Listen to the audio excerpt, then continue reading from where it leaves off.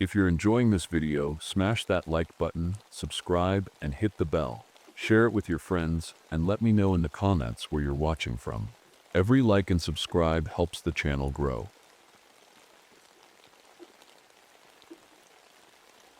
My name is Tom Miller, and this happened to me back in 1963. I was working as a park ranger in Sequoia National Park, California. I've always loved the forest, the way it feels alive, the way it smells of pine and earth, and how peaceful it can be when you're surrounded by towering trees.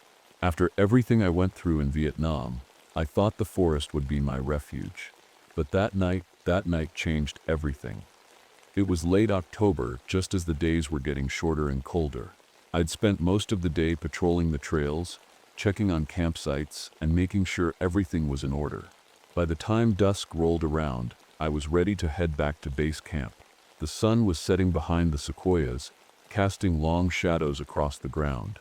The air had that crisp bite to it, and a gentle breeze carried the scent of pine needles and damp earth. It was beautiful, quiet, and still, just how I liked it. I stopped for a moment to take it all in, leaning against one of those massive trees that seemed like they'd been standing there forever. A distant owl hooted somewhere deep in the forest, its call echoing faintly through the trees. I felt at peace, like I always did out here. But then something changed. It started with a mist. At first, it was just a thin layer curling around the base of the trees, not unusual for this time of year. But within minutes, it thickened into a heavy fog that seemed to cling to everything. It wasn't normal. It felt wrong somehow. The air grew colder, so cold that I could see my breath puffing out in front of me like little clouds. I reached for my radio to check in with base camp, but all I got was static. That wasn't too strange. Sometimes the signal didn't carry well this deep into the forest. Still, something about the crackling noise unsettled me. I tried again, adjusting the dial, but no luck. And then there was silence. Not just quiet, complete silence. No rustling leaves from the breeze, no chirping crickets or distant bird calls. Even the owl had stopped hooting. It was as if someone had hit a mute button on the entire forest. My gut told me something wasn't right. I scanned my surroundings with my flashlight. It was still working fine then, and noticed claw marks on one of the nearby trees. They were deep gouges running down the bark, far too high up for any animal I knew of to reach. Bears? Maybe, but bears don't usually climb sequoias like this. That's when I heard it a whisper. It wasn't loud or clear. It sounded like it was coming from everywhere at once, soft and eerie, like wind slipping through cracks in an old house. At first, I thought it might just be my imagination playing tricks on me, or maybe some weird effect of the wind moving through the mist. But as I stood there listening, I realized it wasn't random noise. It sounded like words. I couldn't make out what they were saying exactly, just fragments here and there, but they sent a chill down my spine all the same. I tightened my grip on my flashlight and started walking back toward base camp, trying to shake off the uneasy feeling creeping over me. But with every step I took, that whisper seemed to follow me, growing louder, closer. I didn't know it yet, but that whisper would haunt me for years to come. I tried to stay calm as I walked through the forest, but something about that whisper wouldn't leave me alone. It wasn't just the sound of it, it was the way it seemed to come from everywhere at once. No matter which direction I turned, it was there, like the trees themselves were speaking. The mist kept getting thicker, curling around my boots and rising up to my knees. My flashlight beam barely cut through it now, and everything beyond a few feet was just a blur of gray and shadows. I knew these trails like the back of my hand, but with the fog this heavy, even I started feeling unsure of where I was. The silence didn't help either. It wasn't natural, not out here. The forest is never truly quiet, not even at night. There's always something: crickets chirping, leaves rustling, animals moving in the underbrush. But now, nothing. Not a single sound except for my own footsteps crunching on the dirt path, and that whisper. I stopped for a moment to get my bearings, shining my flashlight around. That's when I noticed it. The claw marks again. This time they were on another tree, just off the trail. Deep gouges, long and jagged, like something big had raked its claws down the bark, and they were fresh. The edges of the wood were still raw and splintered. I crouched down to get a closer look when I saw something else.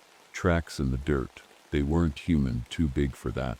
And they didn't look like any animal tracks I'd ever seen either. 4 toes, long and narrow, with deep impressions like whatever made them was heavy. I felt a shiver run down my spine as I stood back up and scanned the area again with my flashlight. The mist swirled around me, making it hard to see anything clearly, but for a split second I thought I saw movement, something shifting between the trees up ahead. "Hello?" I called out, my voice sounding small in the heavy fog. "Is someone there?" No answer. Just the whispering, still faint but constant, like it was waiting for me to do something or go somewhere. I shook my head and tried to focus. Maybe it was just some campers messing around or an animal that wandered too close to the trail. That's what I told myself anyway. But deep down, I knew better. Something about this felt wrong in a way I couldn't explain. I kept walking, moving faster now, trying to put some distance between me and whatever had left those tracks behind. My flashlight flickered once, just for a second, but it was enough to make my heart skip a beat. The batteries were fresh, there was no reason for it to act up like that. "Come on," I muttered under my breath, giving it a little shake as if that would help. It flickered again, this time longer, and then went out completely. I froze in place, standing there in total darkness, except for the faint glow of the mist around me. My hand instinctively went to my belt where I kept my backup flashlight, but before I could grab it, I heard something, a low growl coming from somewhere in front of me. It wasn't loud, more like a deep rumble, but it was enough to make every hair on my body stand on end. "Who's there?" I called out again, louder this time. No response, just that growl echoing through the trees. I took a step back, my boots crunching loudly on the dirt trail in the otherwise silent forest. My hand finally found my backup flashlight, and I fumbled with it for what felt like forever before clicking it on. The beam cut through the mist just enough for me to see what was ahead, and what I saw stopped me cold. A deer carcass lay sprawled across the trail about 20 feet away from me. Its body was twisted at an unnatural angle, its neck bent so far back that its head almost touched its spine. There was no blood, not on the ground or anywhere else, but its eyes were wide open, staring blankly into nothing. My stomach turned as I took another step back, trying not to look at it for too long. That's when I noticed something else. The claw marks again. They were everywhere now, on the trees around me, on the ground near the deer's body, even on some rocks further down the trail. Whatever had done this wasn't far away. I could feel it. The whispering grew louder then, not loud enough to be clear, but enough to make me feel like it was closing in on me from all sides. I tightened my grip on the flashlight and turned around quickly, ready to head back toward base camp as fast as I could. But when I looked behind me, the trail was gone. The path that had been so clear just minutes ago was now swallowed by mist and shadows. Trees that should have been familiar landmarks were nowhere to be seen. It was like the forest had shifted somehow, rearranging itself while I wasn't looking. For the first time in years since Vietnam, I felt real fear creeping into my chest. And then, the whisper spoke my name. Hearing my name whispered in the middle of that silent, misty forest made my blood run cold. It wasn't loud, but it was clear enough that there was no mistaking it. Tom. It came from everywhere and nowhere at the same time, like the trees were calling me. My heart was pounding so hard I could feel it in my throat. I spun around, shining my flashlight into the fog, but all I saw were shadows shifting between the trees. "Who's there?" I shouted, my voice cracking slightly despite myself. No answer, just the whisper again. "Tom." It stretched out this time, slow and deliberate, like whoever or whatever was saying it wanted me to know they were watching me. I tried to steady my breathing and think rationally. Maybe it was a trick of the wind or echoes bouncing off the trees. Maybe someone from base camp was messing with me, though I couldn't figure out how they'd know where I was or why they'd bother. Still, I couldn't shake the feeling that I wasn't alone anymore. I turned back toward where the trail should have been and started walking, trying to stay calm. But with every step I took, the mist seemed to thicken even more, wrapping around me like a heavy blanket. My flashlight barely lit up a few feet ahead of me now, and everything else was just swirling gray. The whisper came again, closer this time. "Tom, help." It wasn't just my name anymore. It sounded like someone was calling for help, their voice soft and broken like they were hurt or scared. For a brief moment, I thought maybe it was someone, a lost camper or hiker who needed me to find them. But deep down I knew better. The voice didn't sound right. It sounded hollow somehow, like it wasn't coming from a real person, but something trying to sound like one. Still, I couldn't ignore it completely. If there was even a chance that someone was out there and needed help, I had to check it out. That's what being a ranger meant. I followed the sound of the voice deeper into the forest, moving slowly and carefully. The ground beneath my boots felt softer now, almost spongy, like it had rained recently even though I knew it hadn't. The air smelled different too, less like pine and earth and more like something metallic, almost like blood. The whisper kept calling out to me as I walked. "Tom, over here." It sounded farther away now, pulling me deeper into the misty woods. The trees around me seemed taller than before, closer together too, and their branches twisted in strange ways that made them look almost human in the dim light of my flashlight. I stopped when I saw something up ahead. A faint glow through the fog. It wasn't bright. Just a soft reddish light flickering between the trees like an old lantern swinging in the wind. "Hello?" I called out again, hoping for some kind of response. The glow didn't move or change. It just stayed there, pulsing faintly like a heartbeat. I took a few cautious steps closer, keeping my flashlight trained on it. That's when I noticed something strange. The claw marks were back again on every tree around me now, and they were getting deeper and more jagged with each one I passed. The whisper came again, louder this time and more urgent. "Tom, hurry. I hesitated for a moment, torn between going back to base camp and finding out what was causing all of this. But before I could decide, my flashlight flickered again and then went out completely. I froze in place as darkness swallowed me whole. The glow ahead of me was still there, but now it felt farther away somehow, like it was retreating into the mist. That's when I heard it, the sound of footsteps behind me. They weren't loud, just soft crunches on the forest floor, but they were close enough that I could feel my chest tighten with fear. I turned around quickly, fumbling for my backup batteries in my pocket as I scanned the darkness with nothing but my ears to guide me. The footsteps stopped as soon as I moved, like whoever was following me didn't want to be seen. "Who's there?" I said again, trying to keep my voice steady even though my hands were shaking now. No answer, just silence again, and then another whisper. "Tom." This time it wasn't far away, it was right behind me. I spun around so fast that I nearly dropped my flashlight entirely, but there was nothing there. Just mist and shadows shifting between the trees. That's when I realized something else. The forest had gone completely still again. No wind rustling through the leaves, no animals moving in the underbrush, nothing except for that whisper echoing in my ears. And then, a low growl rumbled through the darkness. Not far away this time, but close enough that I could feel it vibrating in my chest. It wasn't loud or aggressive. It sounded more like a warning than anything else, but it sent chills down my spine all the same.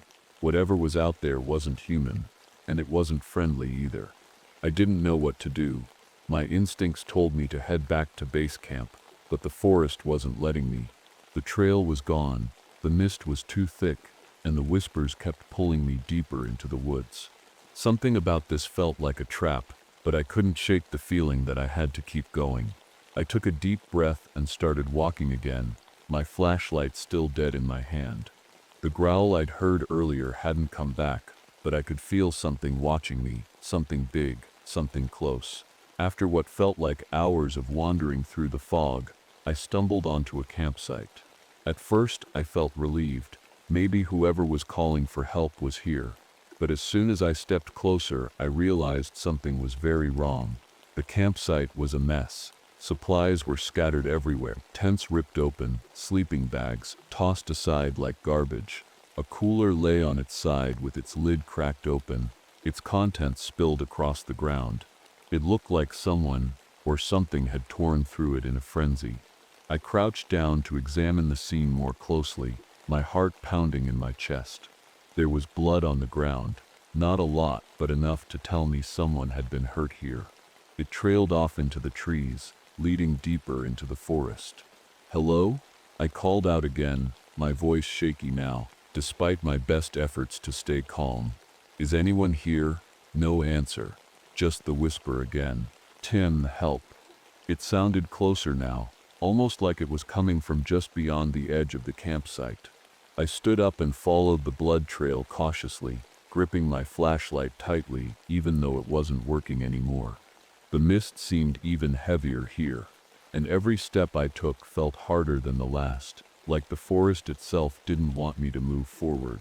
The trail led me to another clearing where I found something that made my stomach turn, a deer carcass lying in the middle of the path. It looked worse than the one I'd seen earlier. Its body was twisted and broken in ways that didn't make sense, its legs bent backward, its ribs poking through its skin like jagged branches, and just like before, there was no blood, not on the ground or anywhere. I swallowed hard and forced myself to look away from it, scanning the area with what little light I had from the glow of the mist around me. That's when I saw them. The claw marks again. They were everywhere now, on trees, rocks, even on some of the dirt near where I stood. They were deeper than before too, long gouges that looked like they'd been made by something strong enough to tear through solid wood without effort. I felt a shiver run down my spine as I realized how fresh they were, the edges of the bark still raw and splintered. Whatever had done this wasn't far away. I could feel it. The whisper came again, louder this time and more urgent. "Tom, hurry." It sounded desperate now, almost pleading, but there was something off about it still. It didn't sound human, it sounded hollow and strange, like it wasn't coming from a real person, but something trying to sound like one. I tightened my grip on my flashlight and turned back toward where I thought base camp should have been. But when I looked behind me, the trail was gone again. The path that had been so clear just minutes ago was now swallowed by mist and shadows. Trees that should have been familiar landmarks were nowhere to be seen. It was like the forest had shifted somehow, rearranging itself while I wasn't looking. For the first time in years since Vietnam, I felt real fear creeping into my chest. And then, the whisper spoke my name again, but this time it wasn't far away. It was right behind me. I froze in place, my breath caught in my throat. The whisper had come from right behind me, so close I could have sworn I felt the air shift. My body stiffened, every instinct screaming at me not to turn around. But I had to. Slowly I turned, my hands trembling as I raised the dead flashlight like it could somehow protect me. At first, all I saw was the mist swirling in the dim light of the moon. The trees stood tall and silent, their massive trunks disappearing into the fog above. And then, something moved.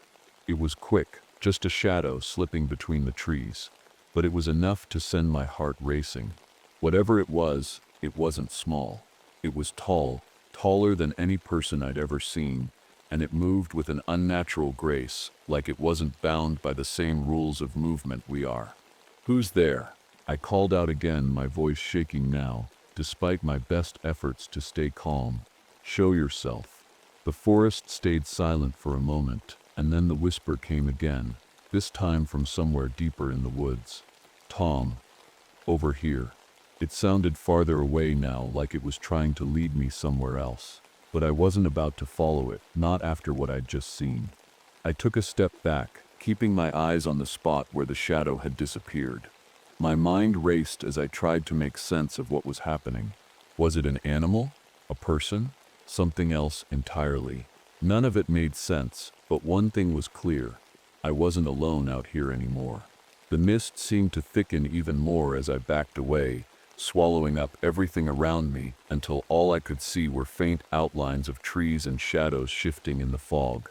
My breathing grew heavier as I tried to stay calm, but the feeling of being watched wouldn't go away. And then, I saw them. Eyes. Two glowing red eyes staring at me from between the trees. They weren't bright. more like faint embers, but they stood out against the darkness like nothing else. They didn't blink or move, they just stared at me, unblinking and cold. I don't know how long I stood there frozen, staring back at them. It felt like hours but was probably only seconds. My mind screamed at me to run, but my legs wouldn't move. They felt like they were stuck in place, rooted to the ground like one of those ancient sequoias. The eyes shifted slightly then, just enough for me to see that whatever they belonged to wasn't standing still anymore. It was tall, easily over 8 feet, and its limbs were long and thin, almost too long for its body. Its skin, or whatever covered it, was dark and seemed to ripple like shadows moving over water. But what struck me most was its face, or lack of one. There were no features, no mouth, no nose, just those glowing red eyes set into a blank surface that seemed to absorb all light around it. I finally managed to take a shaky step back, my heart pounding so hard in my chest that it felt like it might burst. The creature didn't move any faster. It just stood there watching me with those unblinking eyes as if waiting for something. And then, it spoke. Not with words, not out loud, but inside my head. Tom. The voice was cold and hollow, echoing in my mind like a distant scream carried on the wind. Help me. I shook my head violently, trying to block out the sound, but it didn't stop. It just grew louder and more insistent until it felt like my skull might split open. Tom, don't run. That was enough for me. I turned and bolted into the mist without looking back, running as fast as my legs would carry me. The forest blurred around me as branches scraped against my arms and face, but I didn't care. I just needed to get away from whatever that thing was. The whispers followed me as I ran, not just one voice now, but many, all overlapping and echoing through the trees like a twisted chorus. Don't run. Come back. You can't leave. I didn't stop. I couldn't stop. Not until I saw something up ahead that made me skid to a halt. It was another tree, but this one was different from all the others around it. Carved into its bark were more claw marks, but these weren't random scratches like before. They formed a pattern, a symbol that looked almost human but not quite right. It reminded me of something ancient and primal, something older than these woods themselves. The whispers stopped suddenly as I stared at the symbol, replaced by an eerie silence that felt even worse than before. And then, a growl came from behind me, low and guttural, and much closer than before. The growl sent a jolt of fear through me, freezing me in place for just a second. It was deep and rumbling, like it came from something far too big to be close. My instincts kicked in, and I spun around, shining my flashlight wildly into the mist. Nothing. But I could feel it. Whatever was out there, it was close, too close. I didn't wait to find out what it was. My legs finally listened to me, and I took off running again, weaving through the trees as fast as I could. The ground felt uneven beneath my boots, roots and rocks catching at my feet, but I didn't dare slow down. The growl came again, louder this time, closer. I glanced over my shoulder as I ran, and for a split second I saw it, that shadowy figure with its glowing red eyes moving between the trees. It wasn't running like I was. It didn't need to. It glided through the mist like it was part of it, its long limbs stretching out unnaturally as it moved. Tom. The whisper came again, but now it wasn't distant or hollow. It was right in my ear, like someone was running beside me. I stumbled at the sound, nearly losing my footing on the uneven ground. My flashlight slipped from my hand and clattered to the dirt behind me, but I didn't stop to grab it. The backup light wasn't working anyway, and I wasn't about to waste time fumbling for it in the dark. The mist seemed alive now, swirling and shifting around me, as if trying to block my path. Every time I thought I saw an opening between the trees, it would close up again, forcing me to change direction. It was like the forest itself didn't want me to leave. The whispers grew louder as I ran, dozens of voices overlapping now, all calling my name or begging for help or laughing softly in ways that made my skin crawl. Tom. Over here. Don't run. You can't escape. I tried to block them out, focusing only on putting one foot in front of the other. My lungs burned with every breath, and my legs felt like they might give out at any moment. But I couldn't stop. not with whatever that thing was chasing me.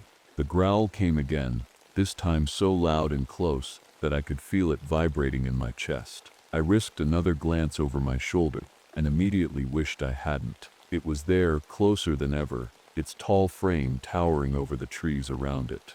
Those glowing red eyes locked onto me as its long limbs stretched out toward me like they were trying to grab me. And then, it smiled. It didn't have a mouth before, or at least not one I could see, but now there was something there. A jagged line splitting its face open into a grin full of sharp teeth that seemed too big for its head. "Tom," it said again, not a whisper this time, but a low guttural voice that echoed through the forest like thunder. I turned back around and pushed myself harder than ever before, ignoring the pain in my legs and chest as I sprinted through the trees. The mist seemed to thin slightly up ahead, and for a moment I thought maybe, just maybe, I could outrun it. But then the ground gave way beneath me. 1 second I was running full speed, the next I was tumbling down a steep slope, dirt and rocks scraping against my arms and legs as I slid uncontrollably toward whatever lay at the bottom. When I finally came to a stop, everything hurt. My arms, my legs, even my ribs from where they'd slammed into something hard during the fall. But there wasn't time to think about any of that. The whispers were still there, fainter now but still present, and so was that growl. I forced myself to sit up despite the pain, and looked around frantically for anything I could use as a weapon or a way out. That's when I saw it. An old campsite tucked into a small clearing at the base of the slope. It looked abandoned, just a single tent, half collapsed under years of dirt and leaves. But there was something else there too, an old fire pit surrounded by stones, and next to it, a pile of wood. I didn't have time to think. The growl was getting closer, and I knew that thing was coming for me. My body ached from the fall, but I forced myself to my feet, stumbling toward the old fire pit. The pile of wood wasn't much, just some dry branches and logs someone had left behind years ago, but it might be enough. I didn't know if fire would stop whatever was chasing me, but it was the only idea I had. I grabbed as many pieces of wood as I could carry and threw them into the pit, my hands shaking so badly that I nearly dropped them. My fingers fumbled with the matches I kept in my pocket. Thank God they were still dry, and after what felt like an eternity, I managed to strike one. The flame flickered weakly in the cold air, but it was enough to catch the edges of the wood. I crouched down and blew on it, trying to coax it into something bigger. The whispers were louder now, circling around me like a storm, and every time I looked over my shoulder, I swore I saw those glowing red eyes watching me from the shadows. "Come on," I muttered under my breath, my voice shaky as I fed more wood into the fire. "Come on." Finally the flames roared to life, casting flickering light across the clearing.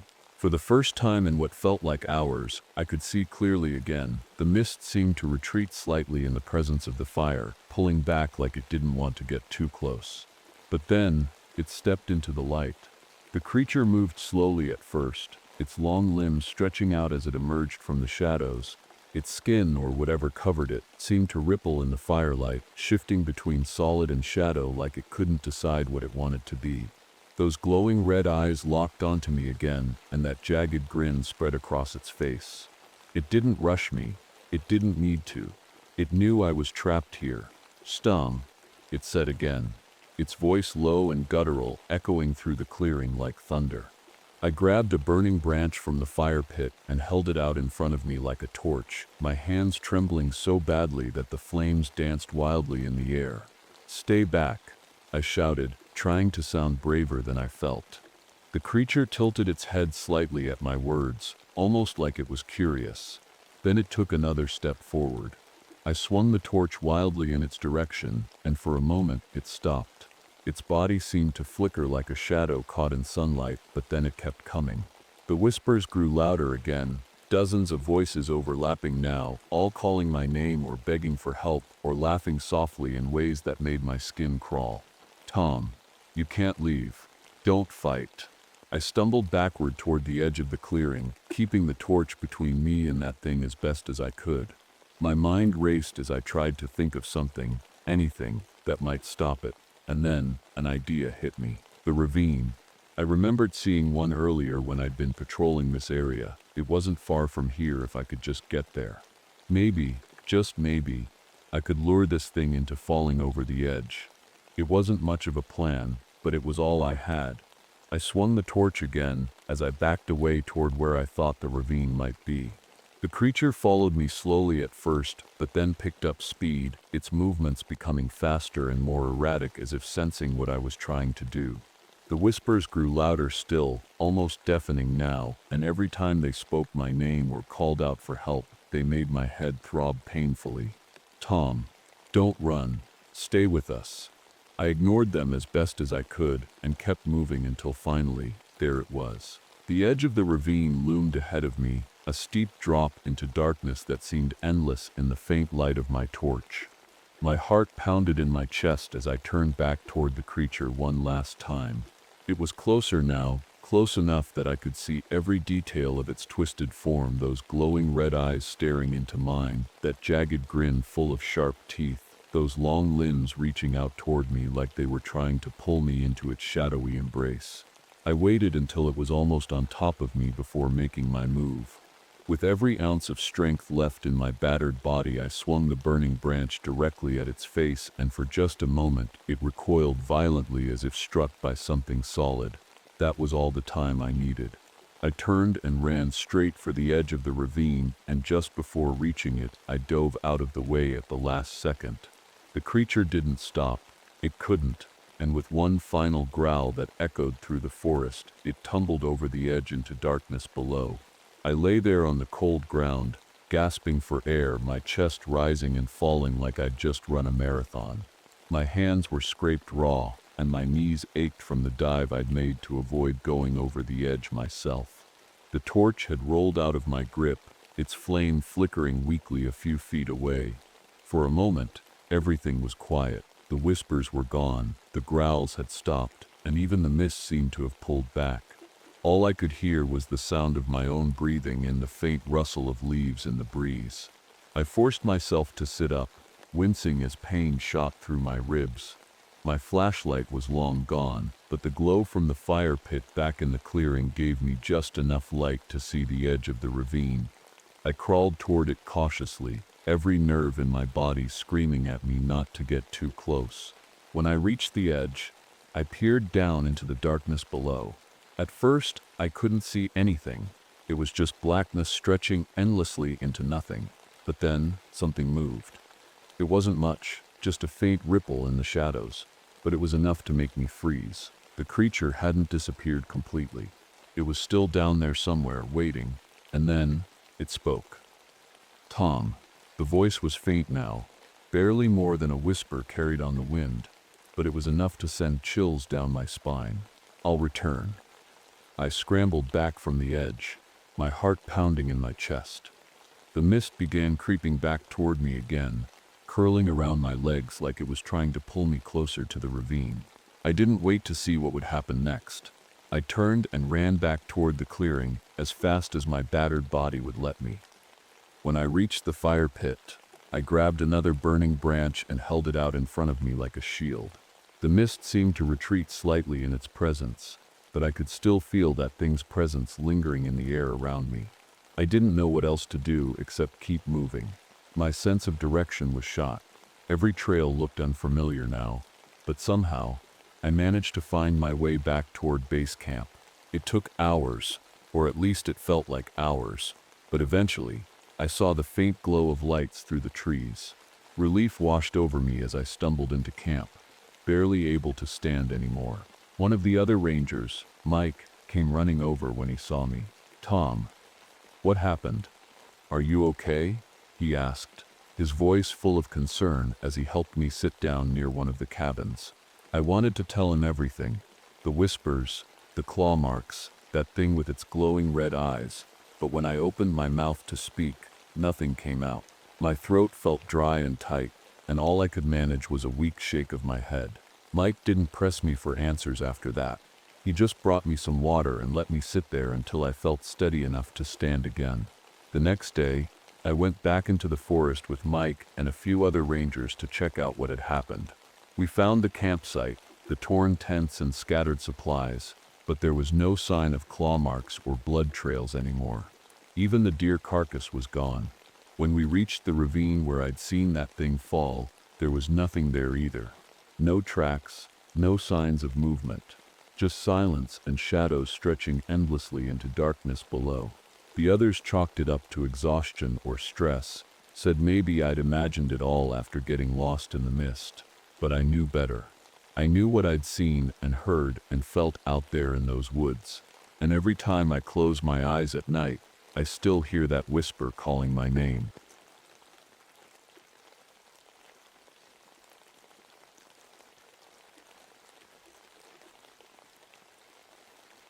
My name is Elena Yazzie, and this happened to me in the summer of 1991. I've always been someone who believed in facts, history, and things you could touch and see. I grew up hearing the old stories from my grandmother, tales about spirits, skinwalkers, and curses. But I always thought they were just that, stories. That was until that night at Mesa Verde National Park when everything changed.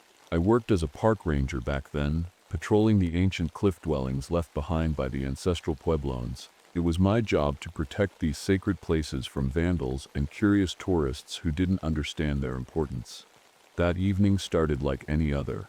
The sun was setting, painting the sandstone cliffs in deep oranges and reds. A warm breeze carried the familiar scent of sagebrush and juniper, and the cawing of crows echoed through the canyon. Peaceful, right? But there was something off about that night. Something I couldn't quite put my finger on. The shadows seemed longer than usual, stretching unnaturally across the ground as if they had a life of their own. Dust devils swirled in the distance, but they didn't move like they normally did. For a moment, I could have sworn I saw one twist into the shape of a person before it disappeared into nothingness. I shook it off, probably just my eyes playing tricks on me after a long day. As part of my routine, I made my way to one of the restricted caves near the far end of the park. This cave wasn't open to visitors because it was still being studied by archaeologists. My mentor, Dr. Robert Hayes, had spent years researching it before he vanished without a trace earlier that year. His disappearance haunted me more than I liked to admit. When I reached the cave entrance, everything seemed normal at first. The metal gate we'd installed was locked tight, just as I'd left it that morning. I checked it twice anyway, force of habit, and gave a small nod to myself before turning away. But then, I felt it. The air around me grew colder, much colder than it should have been for a summer evening in Colorado. A shiver ran down my spine as I reached for my flashlight and turned it on. The beam cut through the growing darkness but didn't seem to reach as far as it should have. It was like the shadows were swallowing the light. I took a deep breath and told myself to calm down. "It's just your imagination," I muttered under my breath, though my voice sounded shaky even to me. Still, I couldn't shake the feeling that something or someone was watching me. As I turned to leave, a faint sound caught my attention. Whispers. At first, I thought it might be the wind moving through the canyon.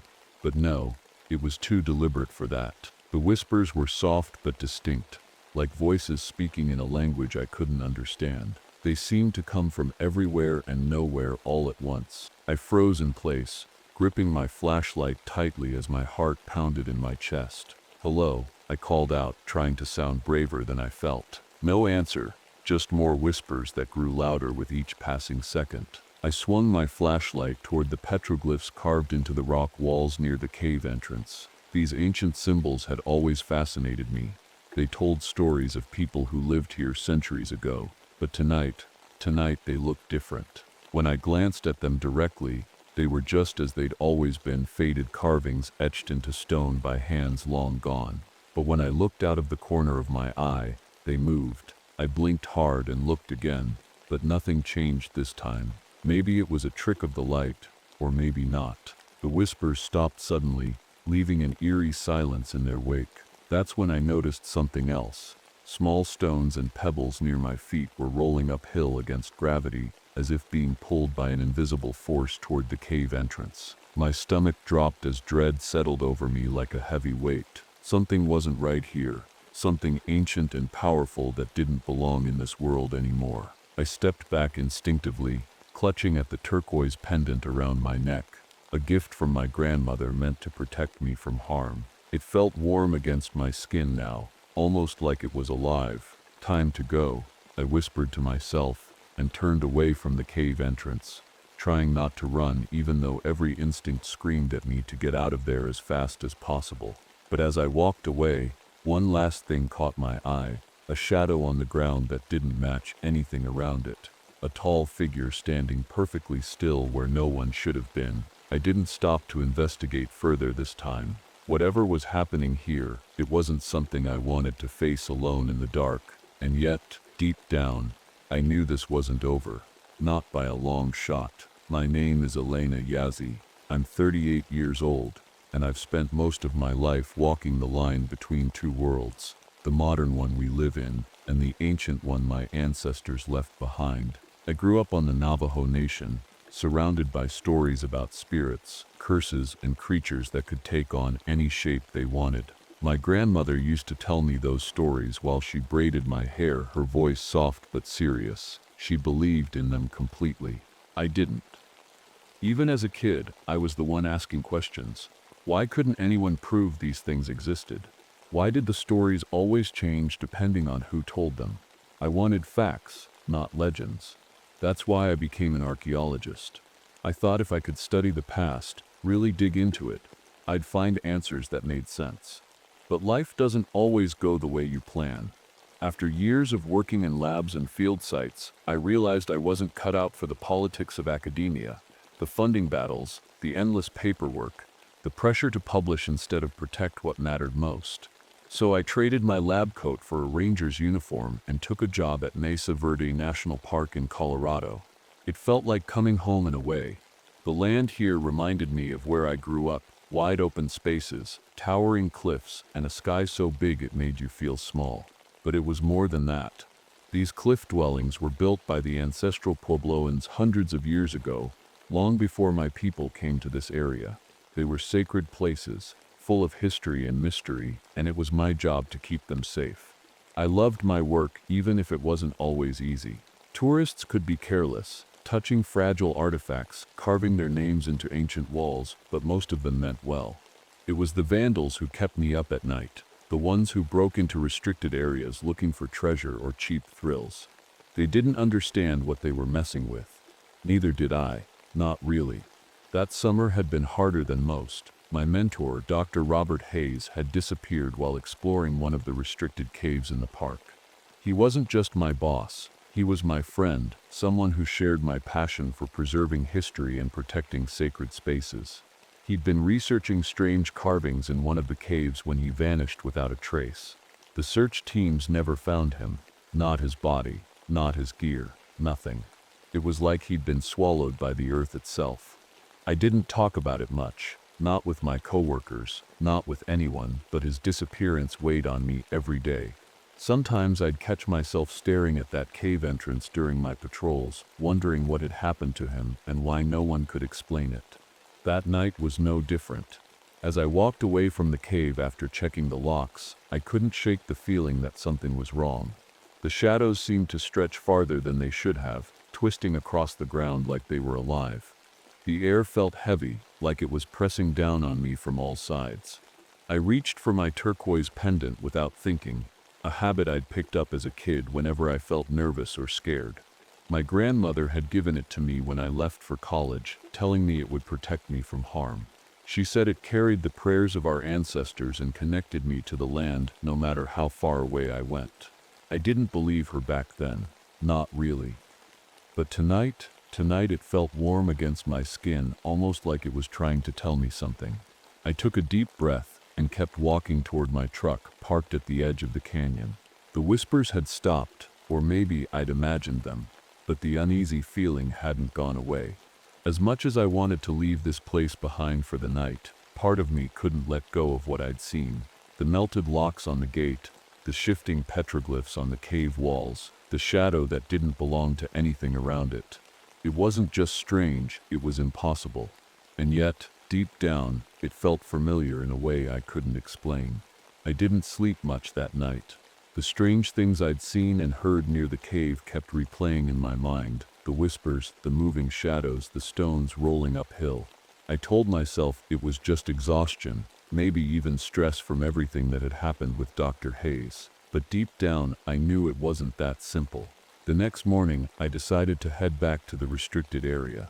I needed to check it out again in daylight when everything would feel less ominous.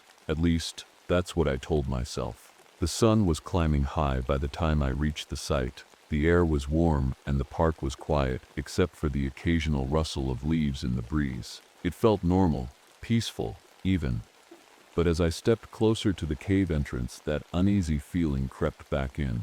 The first thing I noticed was the gate. The locks were still melted, just like they'd been the night before, but now, the gate itself was slightly ajar. My stomach tightened as I pushed it open and stepped inside. The cave was cool and dim, sunlight filtering through cracks in the rock above. At first glance, nothing seemed out of place. The ground was dusty and undisturbed, and the tools left behind by researchers were still neatly stacked near the entrance. But then I saw it, fresh excavation marks in the dirt near one of the walls. Someone had been digging here recently, and they hadn't bothered to cover their tracks. I crouched down to get a closer look. The marks weren't made with modern tools, that much was clear. They were rough and uneven, like someone had been clawing at the ground with their bare hands or something primitive. I stood up quickly, brushing off my pants as a chill ran down my spine. "Who's there?" I called out, my voice echoing off the stone walls. No answer. I shined my flashlight around the cave, its beam cutting through the shadows. That's when I saw them. Cave paintings on a section of wall that had been blank just days ago. The images were crude but unmistakable. Figures with elongated limbs and hollow eyes standing in a circle around a central figure wearing what looked like a feathered headdress. The central figure's arms were raised as if commanding them, or controlling them.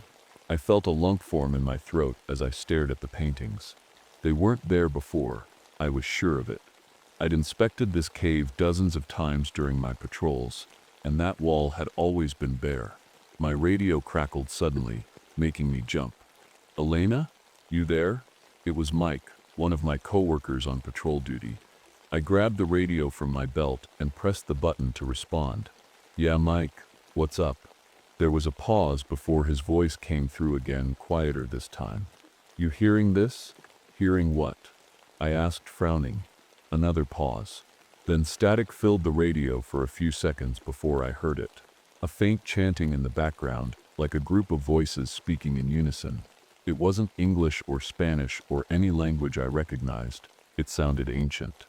"I've been picking this up for about 10 minutes now," Mike said, his voice tense. Thought maybe it was interference from one of those tourist groups. "It's not," I said quickly, glancing back at the strange paintings on the wall. "Stay where you are for now. I'll check it out." "Elena," Mike started to say something else, but his voice cut off abruptly as more static filled my radio. "Mike," I called out, but there was no response. My hands were shaking as I clipped the radio back onto my belt and turned toward the cave entrance. Whatever was happening here, it wasn't normal. As I stepped outside into the sunlight again, something caught my eye. A small pile of pottery shards scattered near the base of a cliff wall nearby. They looked ancient, probably ancestral Puebloan, but what caught my attention wasn't their age or design. It was how they began to move. At first, it was subtle, a tiny twitch here and there, as if they were being nudged by an invisible hand. Then they started sliding across the ground toward each other until they formed a complete bowl right before my eyes. I stared at it in disbelief as my heart pounded in my chest. This wasn't possible. It couldn't be possible. But there it was, an ancient piece of pottery reassembling itself like it had never been broken. Before I could process what I'd just seen, a gust of wind whipped through the canyon, carrying with it a faint melody, ghostly flute music that seemed to come from nowhere and everywhere all at once. Plycon. That clutched my pendant tightly as fear clawed its way up my throat. Whatever this was, it wasn't human, and it wasn't friendly. I stood there frozen, staring at the bowl that had just pieced itself back together. My mind raced, trying to come up with an explanation. Wind, vibrations, maybe even a prank, but nothing made sense. I'd seen pottery before, hundreds of times during my work as an archaeologist, but I'd never seen it move. The ghostly flute music still hung in the air, faint and haunting. It wasn't coming from any direction I could pinpoint. It was just asterisk, their asterisk, like it was part of the canyon itself. I wanted to run back to my truck, drive far away and forget any of this had happened. But something deep inside me told me I couldn't leave. Not yet. I took a shaky breath and stepped closer to the cave entrance again. The air felt different now. Heavier, colder. It pressed against my skin like a warning, but I ignored it. I had to know what was going on. The pendant around my neck grew warm again, pulsing softly against my chest. It wasn't uncomfortable, but it was strange, almost like it was alive. My grandmother's words echoed in my mind, "This will protect you when the time comes." I hadn't believed her then, but now I wasn't so sure. I stepped inside the cave for the second time that day. The sunlight barely reached past the entrance, and the shadows seemed darker than they should have been. My flashlight flickered as I turned it on, and for a moment, I thought it might go out completely. But the beam steadied, cutting through the gloom. The strange paintings were still there on the wall, those hollow-eyed figures surrounding the one in the feathered headdress. But now there was something new, fresh handprints smeared in red dust below them. They hadn't been there earlier. My pulse quickened as I scanned the cave for any sign of movement. "Hello?" I called out again, my voice trembling slightly. "If someone's here, you need to leave. This area is restricted." Silence. I took another step forward, my boots crunching softly on the dirt floor. That's when I noticed something else. A faint glow coming from deeper inside the cave. It wasn't bright, just a soft amber light that flickered like a candle flame. I hesitated for a moment before moving toward it. Every instinct screamed at me to turn around and get out of there, but curiosity, or maybe something stronger, kept me going. As I rounded a corner, the source of the light came into view, a small alcove carved into the rock wall. Inside it sat an object unlike anything I'd ever seen before. A vessel made of dark clay covered in intricate carvings that seemed to shift and change when I looked at them too long. The glow was coming from inside the vessel, spilling out through tiny cracks in its surface. The air around it felt charged, like static electricity before a lightning storm. I reached out slowly, almost without thinking, but stopped when a sudden gust of wind rushed past me from deeper within the cave. It shouldn't have been possible. There were no openings or tunnels that could have caused it. The flute music grew louder then, echoing off the stone walls until it felt like it was coming from all directions at once. My pendant burned hot against my skin now, not painfully so, but enough to make me pull my hand back from the vessel. That's when I heard it. Footsteps behind me. They were slow and deliberate, too heavy to belong to an animal, but too uneven to sound entirely human. My heart leapt into my throat as I spun around, shining my flashlight into the darkness. Nothing. The footsteps stopped as soon as I turned around, leaving only silence behind them. "Who's there?" I demanded, trying to keep my voice steady even though fear was clawing at me from the inside out. No answer. Just more silence, and that awful feeling of being watched. I backed away slowly toward the alcove where the glowing vessel sat. My flashlight flickered again as shadows danced along the walls in ways they shouldn't have been able to move. And then I saw it. A figure emerged from the darkness near the entrance of the cave, a tall silhouette with impossibly long limbs and a head adorned with what looked like feathers or antlers.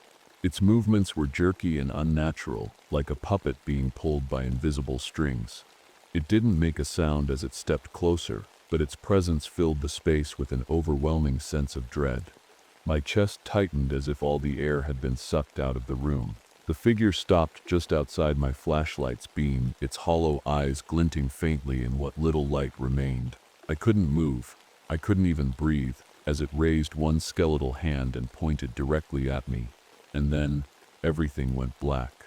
When I opened my eyes, I was still in the cave, but something was different. The air felt heavier, thicker, like I was underwater. My flashlight had gone out, and the only light came from the faint glow of the vessel behind me. The silence was absolute. No wind, no flute music, no sound at all. It was as if the world outside had disappeared. I sat up slowly, my head pounding and my heart racing.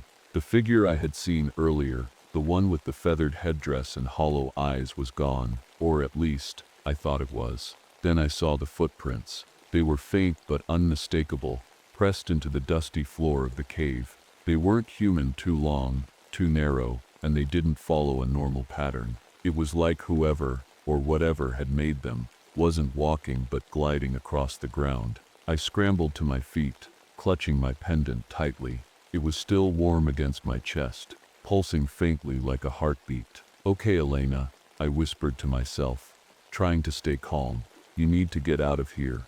But as I turned toward the entrance of the cave, I froze. The figure was back. It stood just a few feet away now, its tall frame hunched slightly as if it were too big for the space around it. Its body was wrapped in tattered feathers and animal skins that seemed to shift and ripple, even though there was no breeze. Its face, or what should have been its face, was hidden in shadow, but its eyes were hollow pits that glowed faintly with an unnatural light. I wanted to run, but my legs wouldn't move. It felt like the air itself was holding me in place. The figure tilted its head slightly, studying me like a predator sizing up its prey. Then it stepped closer, not walking but gliding across the ground without a sound. "Who are you?" I managed to choke out, my voice barely above a whisper. It didn't answer, not with words anyway. Instead, it raised one skeletal hand and pointed toward the glowing vessel behind me. I turned to look at it instinctively,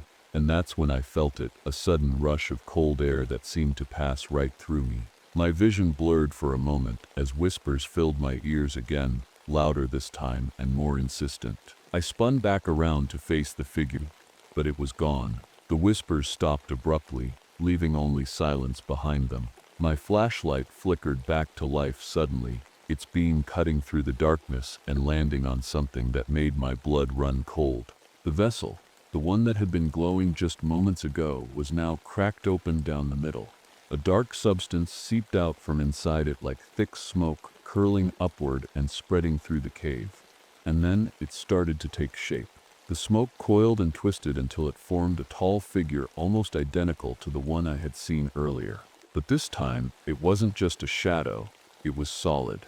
Its skin was dry and cracked like old leather, and its headdress of feathers and antlers seemed to shimmer with an unnatural light. It raised its arms slowly, and as it did, the ground beneath me began to tremble.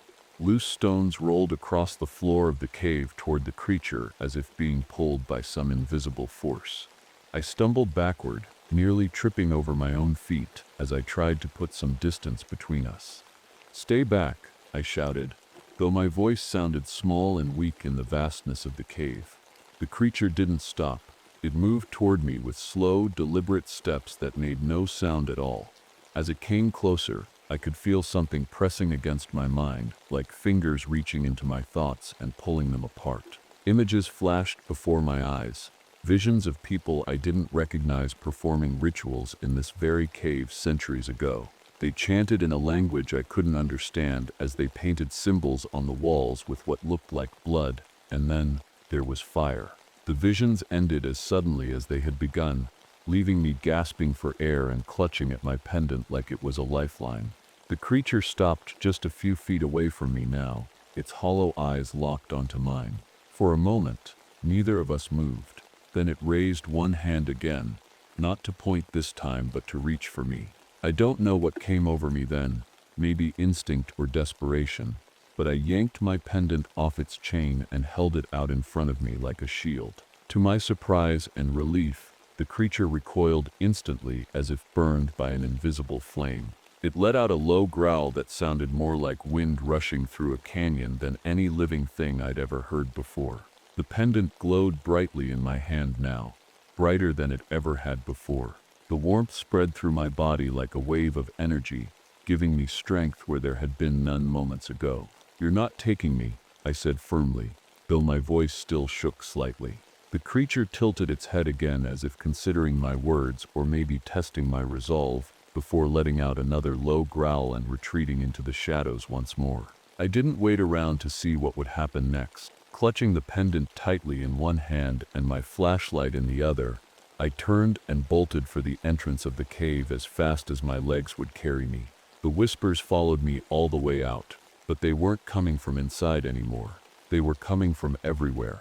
I burst out of the cave into the bright sunlight, gasping for air like I'd been underwater for hours. My legs felt shaky, but I didn't stop running. I didn't dare look back. Whatever that thing was, whatever had just come out of that vessel, it wasn't human, and it wasn't done with me. The whispers didn't stop when I left the cave. They followed me, growing louder and more chaotic with every step I took. They weren't just in my ears anymore. They were inside my head, swirling around like a storm I couldn't escape. I couldn't understand the words, but the tone was clear. Anger, rage.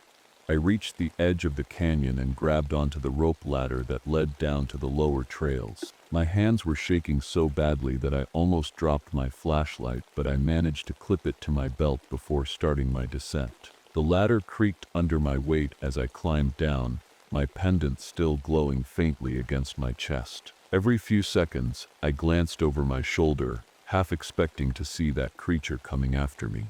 But there was nothing, just shadows stretching across the canyon walls. For a moment, I thought maybe I'd escaped. Maybe whatever it was couldn't leave the cave. But then the ground shook. It started as a low rumble beneath my feet, like distant thunder rolling through the earth. Then it grew stronger, sending loose rocks tumbling down the cliffs around me. Dust filled the air as cracks spread across the sandstone walls, and I realized with a sinking feeling that this wasn't natural. It was coming for me. I climbed faster, my hands gripping the rope so tightly that they burned. The whispers grew louder now, almost deafening, and I could feel something cold brushing against my back, like fingers reaching out to grab me.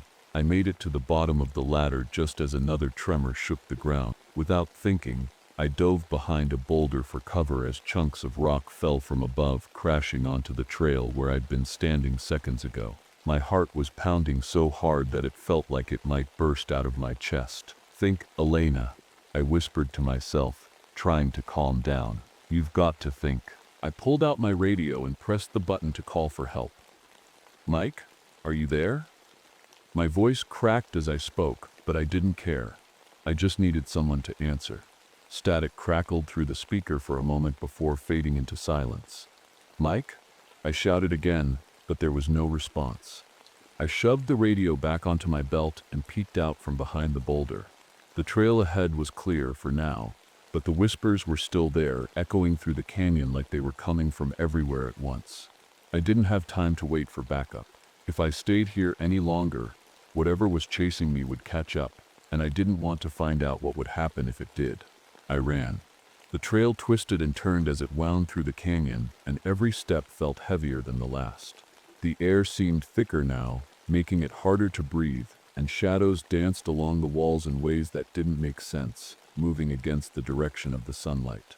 Loose stones rolled uphill as I passed them, defying gravity like they were being pulled by some invisible force toward me. My pendant burned hot against my skin again, pulsing faster now, like it was trying to warn me of something. The whispers grew louder still until they weren't whispers anymore. They were screams, and then they stopped. The silence hit me like a punch to the gut, and for a moment I thought maybe it was over, that whatever had been chasing me had given up or disappeared. But then I saw it. The creature stood at the far end of the trail ahead of me, blocking my path with its tall frame and hollow eyes. It didn't move. It just stood there watching me like it was daring me to come closer. I skidded to a stop and backed away slowly, clutching my pendant tightly in one hand and my flashlight in the other. "Stay back," I said again, though my voice sounded weak even to me. The creature tilted its head slightly before raising one hand, and suddenly everything around me changed. The trail disappeared in an instant, replaced by swirling shadows that seemed to stretch infinitely in every direction. The canyon walls melted away into darkness until there was nothing left but me and that thing standing in front of me. It stepped closer now, not gliding this time, but walking slowly toward me with deliberate movements that made no sound at all. Its hollow eyes locked onto mine as it raised both arms high above its head, and then brought them down sharply toward the ground. The earth beneath me shook violently as cracks spread outward from where its hands had struck. Rocks tumbled into the abyss below as pieces of the trail crumbled away, and suddenly there was nowhere left for me to run. I was trapped. The trail behind me had crumbled into nothing, and the creature stood ahead, blocking my only way out. The shadows around us twisted and pulsed, almost alive, and the air felt thick and heavy, making it hard to breathe. My heart pounded in my chest as I gripped my pendant tightly, its warmth the only thing keeping me grounded. The creature didn't move for a moment, just stared at me with those hollow, glowing eyes. Then it raised one skeletal hand and pointed to something behind me. I turned slowly, my stomach twisting with dread. There, carved into the canyon wall, was an ancient kiva, a circular ceremonial chamber used by the ancestral Pueblones. I'd seen it before during my patrols, but it had always been sealed off, its entrance blocked by heavy stones. Now, though, the stones were gone, and the opening yawned like a dark mouth waiting to swallow me whole. The whispers started again, soft at first but growing louder with every passing second. They seemed to be coming from the kiva now, calling to me, pulling me toward it. "No," I whispered under my breath. "No way."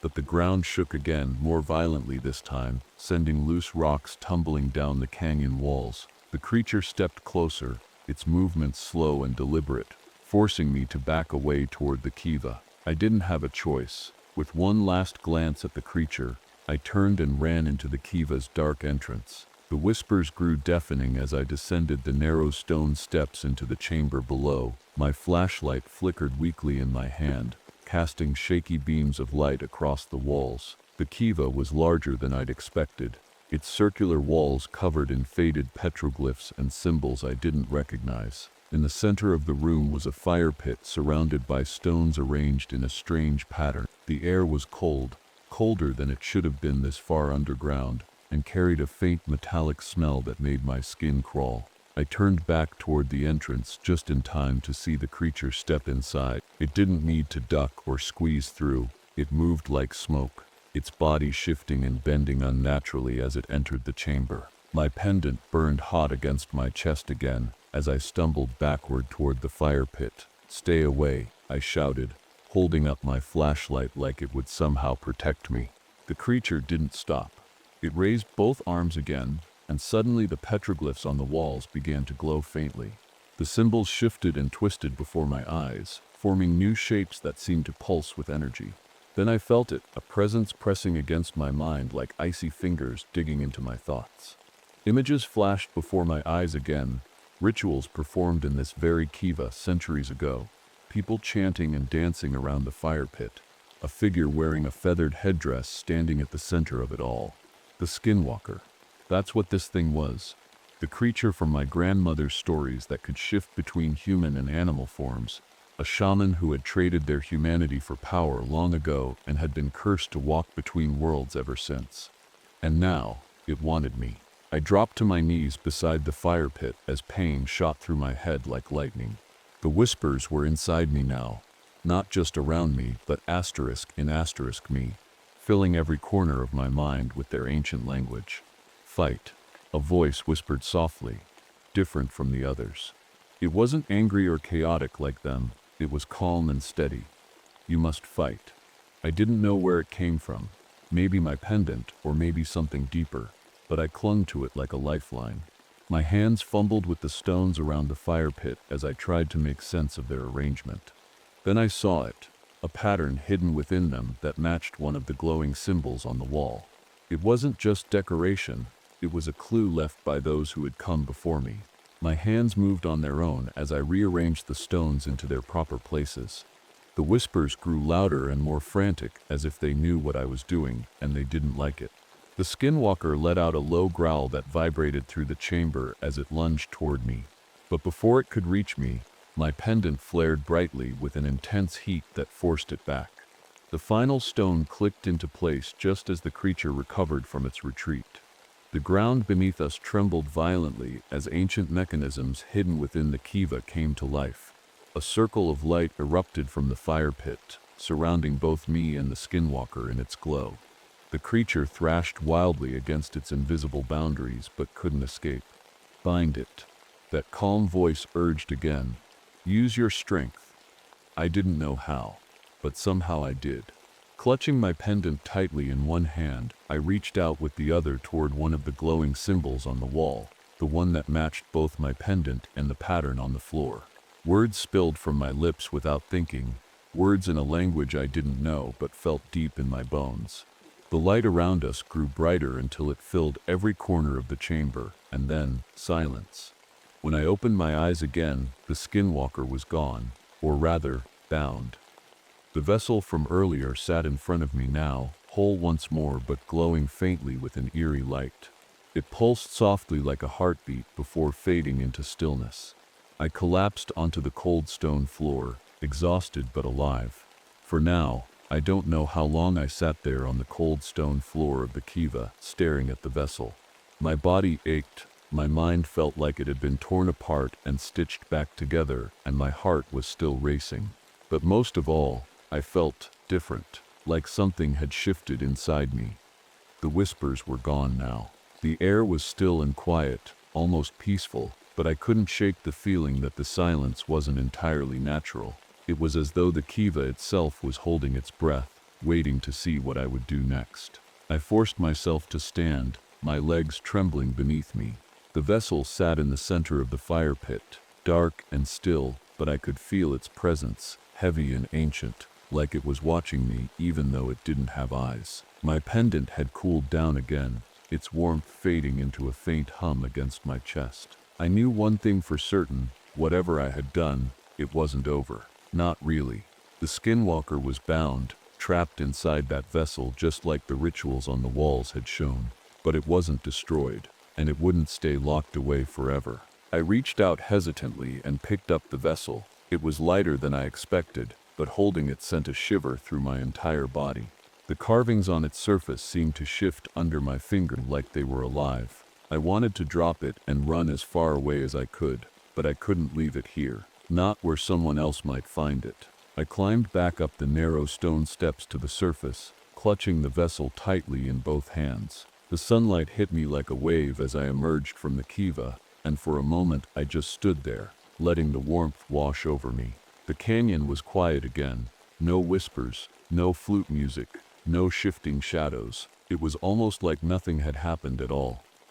Almost. I made my way back to my truck slowly, every step feeling heavier than the last. My radio crackled to life as I reached the vehicle, startling me so badly that I nearly dropped the vessel. "Elena, are you there?"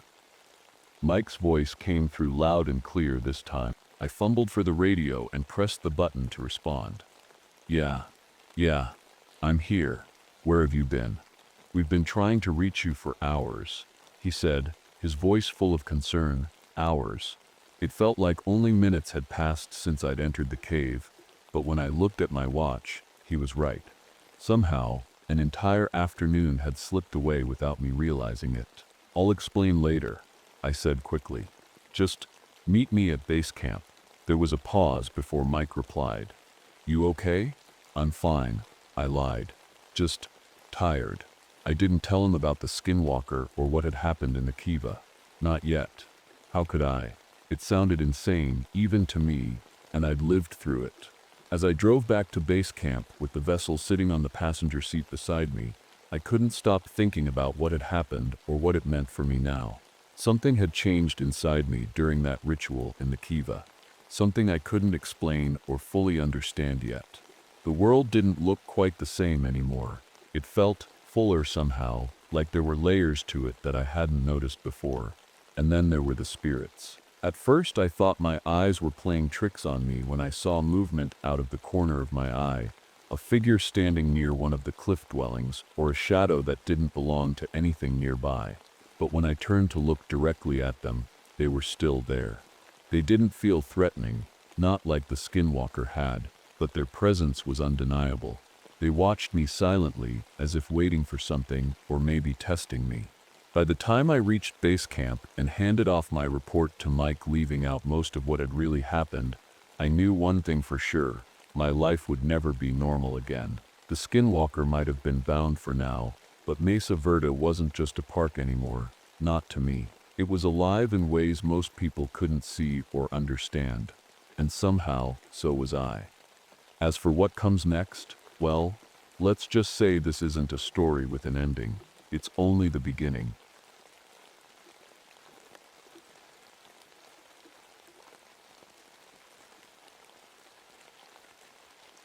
My name is Sarah Connor, and this happened to me in the winter of 1978.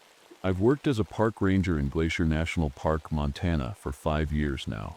I've seen my share of harsh winters, but nothing could have prepared me for what I faced that night. It was the kind of cold that didn't just bite, it clawed at you, seeped into your bones, and made you feel like you'd never be warm again. I was stationed alone in one of the fire towers deep in the park, miles away from anyone else. The view from up there was breathtaking. Vast, snow-covered peaks stretched out as far as I could see. The sun was setting, casting a reddish glow over the snow that made everything look eerie, almost unreal. The wind howled through the narrow mountain passes, rattling the tower like it wanted to tear it apart. I stood by the window, sipping on lukewarm coffee and rubbing my hands together for warmth. My breath froze in the air as I exhaled, forming little clouds that disappeared almost instantly.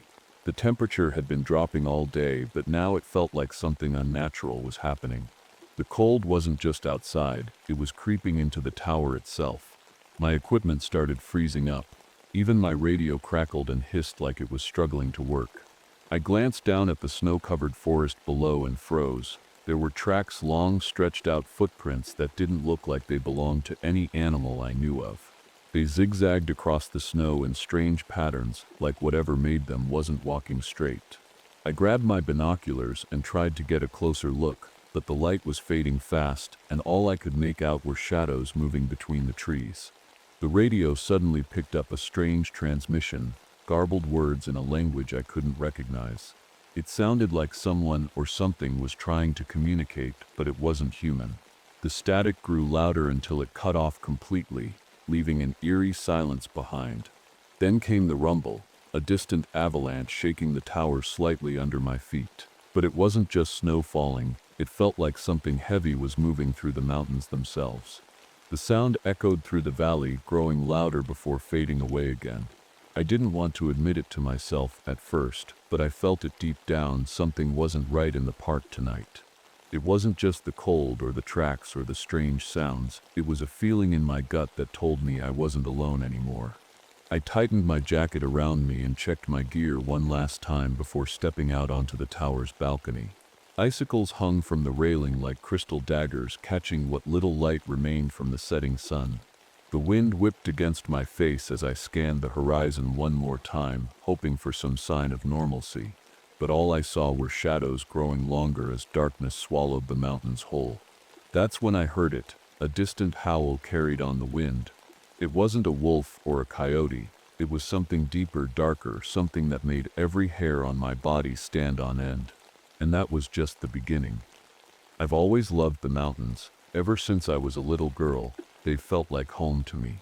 My brother Mark used to say that the cold made us stronger, that every snowstorm was just another challenge to conquer. He was the one who taught me how to climb, how to read the weather, how to survive when things got tough. But Mark isn't here anymore. He died 5 years ago in a climbing accident.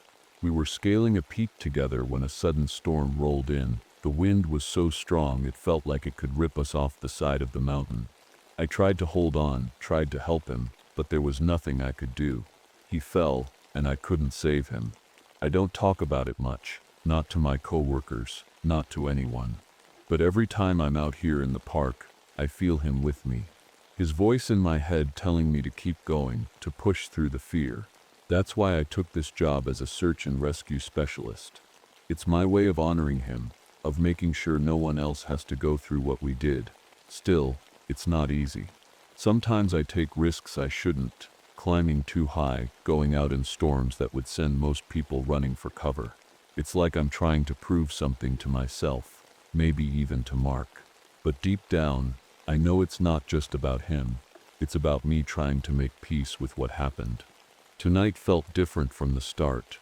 There was a heaviness in the air, like the park itself was holding its breath. I couldn't shake the feeling that something was watching me from the shadows, waiting for me to make a move. I reached for the compass around my neck, the one Mark gave me before his last climb. It's old and scratched up now, but it's my lucky charm. He told me it would always point me in the right direction, even when everything else felt wrong. I held it tightly in my hand as I stared out at the darkening forest below. The tracks were still there, stretching across the snow like scars on the landscape. The wind picked up again, rattling the tower and sending chills down my spine. I thought about calling for backup. There were other rangers stationed miles away, but something stopped me. Maybe it was pride or stubbornness, or just that gut feeling telling me this wasn't something anyone else could help with. Whatever it was, I stayed put and waited for night to fall completely, and then I saw it. A flare shooting up into the sky from somewhere deep in the forest. Someone needed help. The flare hung in the sky like a tiny, desperate scream. Its bright red glow flickered against the blackness of the forest, cutting through the shadows for just a moment before fading away. Someone was out there, and they were in trouble. I didn't hesitate. This was my job to help people who got lost or hurt in the park. But as I grabbed my gear and prepared to leave the tower, I couldn't shake the feeling that something about this wasn't right. The door to the tower wouldn't budge at first. It was frozen shut, ice sealing it like glue. I had to kick it hard several times before it finally broke free with a loud crack. The cold hit me like a wall as I stepped outside, sharp and unforgiving. My breath froze in the air almost instantly, forming tiny crystals that sparkled in the moonlight. I checked my radio again, hoping to hear something, maybe a voice calling for help, but all I got was static. Then, buried beneath the crackling noise, I thought I heard something else. It was faint at first, but as I listened closer, it became clearer. Screams. They weren't normal screams. They sounded twisted, like they were being dragged through metal or echoed underwater. And mixed in with them were low growls that didn't sound human at all. I shook my head and tried to focus. Maybe it was just interference or my imagination playing tricks on me. Either way, I couldn't ignore the flare. Someone needed me. I strapped on my pack and checked my climbing gear one last time before heading out into the night. The snow crunched under my boots as I made my way down from the tower and into the forest below. Every step felt heavier than usual, like the cold was trying to pull me down into the ground. The trees loomed around me, their bare branches covered in ice that glinted like knives in the moonlight. The wind whipped through them, making them creak and groan like they were alive. As I moved deeper into the forest, strange things started happening. My climbing rope snapped when I tested it. It had become brittle from the cold, even though it was designed to withstand extreme temperatures. My flashlight flickered and died after just a few minutes, leaving me with nothing but moonlight to guide me. And then I found it, the elk carcass. It was lying in a clearing, half buried in snow and frozen solid. But what caught my attention wasn't just that it was dead. It was how it looked. The body had been torn apart, chunks of flesh missing as if something had taken huge bites out of it.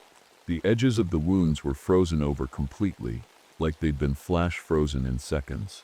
I crouched down to get a closer look but stopped when I noticed something else, footprints leading away from the carcass.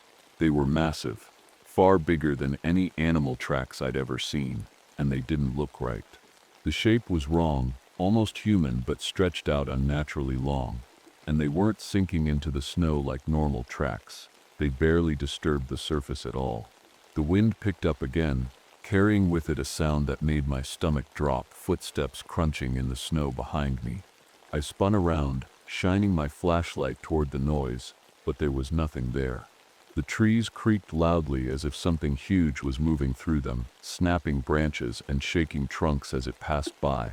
I tightened my grip on my pack and started moving faster toward where I thought the flare had come from. My heart pounded in my chest as every instinct screamed at me to turn back, but I couldn't leave whoever had sent that signal behind. The cold grew worse with every step, burning my skin even through layers of clothing. My fingers started to go numb despite my gloves, and frostbite began creeping up faster than it should have been possible. And then came the sound, the howl. It wasn't an animal howl. It was deeper than that, louder than anything I'd ever heard before. It echoed through the forest like thunder rolling across mountains. Whatever made that noise wasn't far away, and it wasn't friendly. The howl echoed through the forest, long and low like something ancient waking up from a deep sleep. It wasn't just loud, it was the kind of sound you could feel in your chest, vibrating through your ribs and making your stomach twist. I froze where I stood, gripping my pack straps tightly to keep my hands from shaking. I tried to convince myself it was just the wind, maybe a wolf or a bear, but deep down I knew better. I'd spent years in these mountains. I knew the sounds of every animal that lived here. This wasn't one of them. The tracks in the snow seemed to stretch on forever, leading deeper into the forest. They were strange, too long, too thin, and they didn't sink into the snow like normal footprints. It was like whatever made them was barely touching the ground. I followed them cautiously, keeping my eyes on the trees around me. The wind was picking up again, rattling branches and sending flurries of snow swirling through the air. Every now and then, I thought I saw movement, shadows darting between the trees. But when I turned to look, there was nothing there. The cold was getting worse, biting through my jacket and gloves like they weren't even there. My fingers were numb now, and my face stung with frostbite despite being covered by a scarf. It didn't make sense. Temperatures this low shouldn't even be possible here. Then I saw it. A half-eaten elk carcass lying in the snow. It wasn't just dead, it was destroyed. The body had been torn apart, chunks of flesh missing as if something had taken huge bites out of it. The edges of the wounds were frozen solid, like they'd been flash frozen in seconds. I crouched down to get a closer look, but stopped when I noticed something else. Claw marks on the ground next to the carcass. They were massive, far bigger than any bear or cougar, and they dug deep into the frozen earth. My stomach churned as I stared at them. Whatever made those marks wasn't just big, it was strong enough to tear through solid ice and dirt like it was nothing. I stood up quickly and scanned the area around me, my heart pounding harder with every second. The wind carried faint sounds, branches snapping, snow crunching, but I couldn't see anything moving. That's when I noticed something strange, ice forming on the trees around me. It wasn't normal frost or snow. It was spiraling patterns of ice that seemed to grow right in front of my eyes, twisting and curling like vines climbing up the trunks. The patterns were too perfect to be natural. They looked deliberate, almost like writing. I stepped back slowly, my breath coming out in short bursts that froze instantly in the air. My gut told me to turn around and run, but my legs wouldn't move. It felt like something was holding me there, keeping me frozen in place. Then came the footsteps. They were heavy and slow at first, crunching through the snow with deliberate force. But they weren't coming toward me. They were circling around me, moving just out of sight behind the trees. I spun around, shining my flashlight toward the noise, but all I saw were shadows shifting between the branches. The footsteps got louder, faster now, closing in from every direction. My pulse raced as panic set in. I couldn't see whatever was making those sounds, but I knew it was close. Suddenly, one of the trees near me cracked loudly and fell to the ground with a deafening crash. Snow exploded into the air as branches snapped like toothpicks under some invisible weight. I stumbled backward, barely catching myself before falling into the snow. My flashlight flickered again before going out completely, leaving me in near total darkness. The wind grew stronger now, howling through the forest like it was alive. It carried faint sounds, whispers mixed with growls that sent chills down my spine.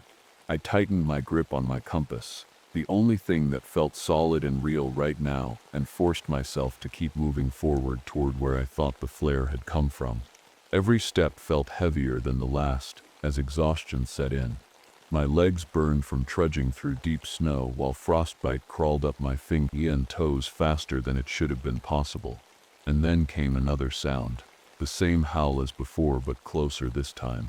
It was so loud it drowned out everything else, the wind, my own breathing, and left an eerie silence behind when it finally stopped. I didn't know what was waiting for me out there in the darkness, but I knew one thing for sure, whatever it was wasn't human. The howl wasn't just close, it felt like it was right behind me. My heart was pounding so hard I could hear it in my ear, and my breathing came in quick, shallow gasps. I turned around slowly, shining my flashlight into the darkness, but all I saw were trees and snow. The footsteps started again, crunching through the snow in slow, deliberate steps. They weren't circling me anymore, they were coming straight toward me. I gripped my compass tightly in one hand and my flare gun in the other. My fingers were so numb I could barely feel them, but I held on anyway. The flare gun wasn't much of a weapon, but it was all I had. Then I saw it, At first it looked like a pile of snow shifting in the distance, but as it moved closer, I realized it wasn't snow at all. It was fur. White, shaggy fur that blended perfectly with the snowdrifts around it. The creature rose up from behind a fallen tree, towering over everything around it. It had to be at least 12 feet tall, maybe more. Its arms were long and thin, ending in claws that looked sharp enough to cut through steel. Its antlers twisted upward like branches covered in frost, catching the moonlight and glinting like ice. But its face, that was the worst part. It wasn't human, but it wasn't fully animal either. Its eyes glowed faintly, like embers buried deep in a fire pit. They stared straight at me, unblinking and cold.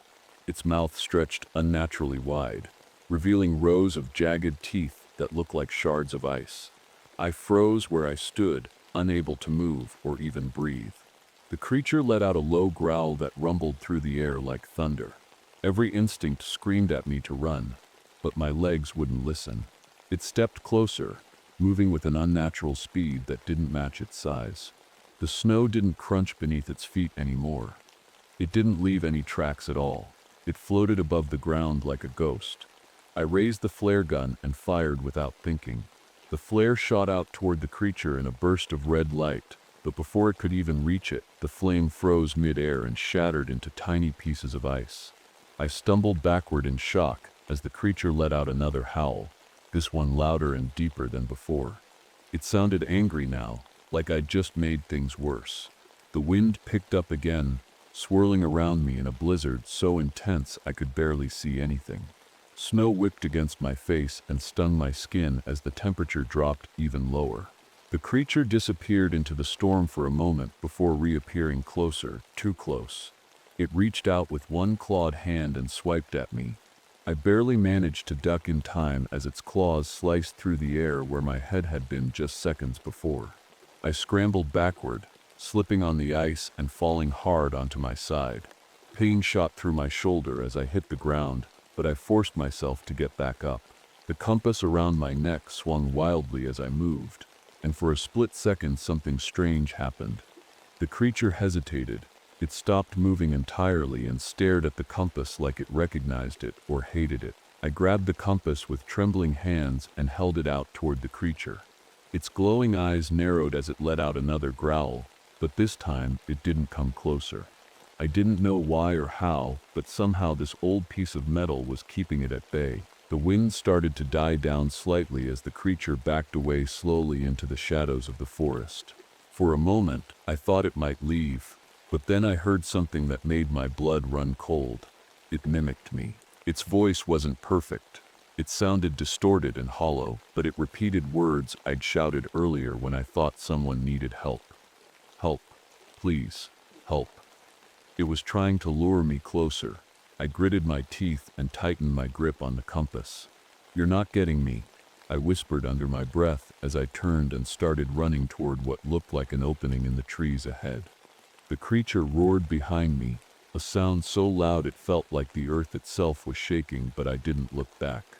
I ran faster than I ever had before, ignoring the pain in my shoulder and the burning cold tearing through my skin.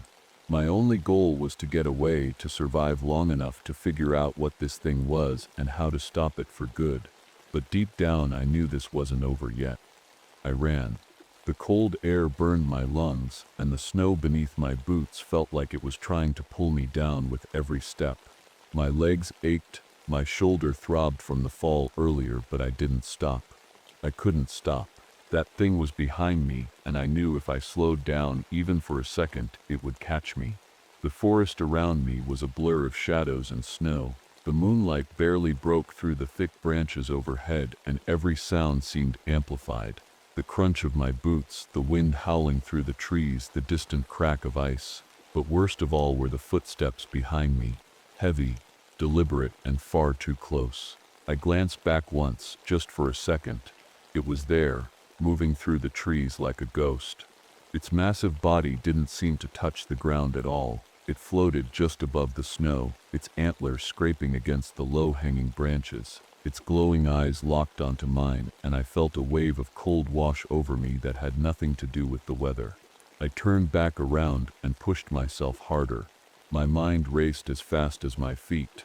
Where could I go? What could I do? The flare gun was useless. My climbing gear had snapped earlier in the cold. All I had was the compass around my neck, and somehow it had made that thing hesitate before. But why? The wind picked up again, swirling snow into my face and blinding me for a moment. I stumbled, but managed to catch myself before falling. The snowstorm was getting worse by the second, as if the creature itself was controlling it. I reached a steep incline and started climbing as fast as I could, using my hands to pull myself up when my boots slipped on the icy surface. The wind howled louder now, carrying with it faint whispers that sent chills down my spine. They weren't words exactly, just sounds that felt wrong, like they didn't belong in this world. When I reached the top of the incline, I paused for a moment to catch my breath and looked around. Below me was a frozen lake, its surface shimmering under the pale moonlight. It stretched out wide and open, too open, but it was my only option. The footsteps were louder now, closer. I didn't have time to think. I slid down the other side of the hill toward the lake, barely managing to stay on my feet as gravity pulled me forward. When I hit the edge of the ice, I hesitated for just a second before stepping onto it. The ice groaned under my weight, but held steady. For now. I moved quickly, but carefully across the lake, trying not to think about how thin the ice might be in some spots, or what would happen if it cracked beneath me. Halfway across, I heard it again, the howl. It echoed across the lake like thunder, so loud it made me flinch. I turned around slowly, and saw it standing at the edge of the forest, its massive body silhouetted against the trees. For a moment, it just stood there watching me. Then it stepped onto the ice. The creature moved faster than anything that size should have been able to, gliding across the frozen surface like it wasn't even touching it. Its glowing eyes never left mine as it closed the distance between us in seconds. Panic surged through me as I ran toward the far side of the lake, my boots slipping on patches of smooth ice. The creature let out another howl, a sound so deep and guttural it felt like it shook the ground beneath me. And then came a loud asterisk crack. Asterisk. I stopped dead in my tracks and looked down. A web of fractures spread out from where I stood, spidering across the ice in every direction. The creature stopped too, tilting its head slightly as if listening to something only it could hear. Another asterisk crack. Asterisk echoed through the air, louder this time. I looked back at the creature and realized something. It didn't care about falling through the ice. It wasn't afraid of drowning or freezing or anything else that might kill a normal animal or person. But I was. The cracks were spreading fast now, racing toward where I stood like veins running through glass. My heart pounded in my chest as I tried to think of what to do. And then I remembered, the compass.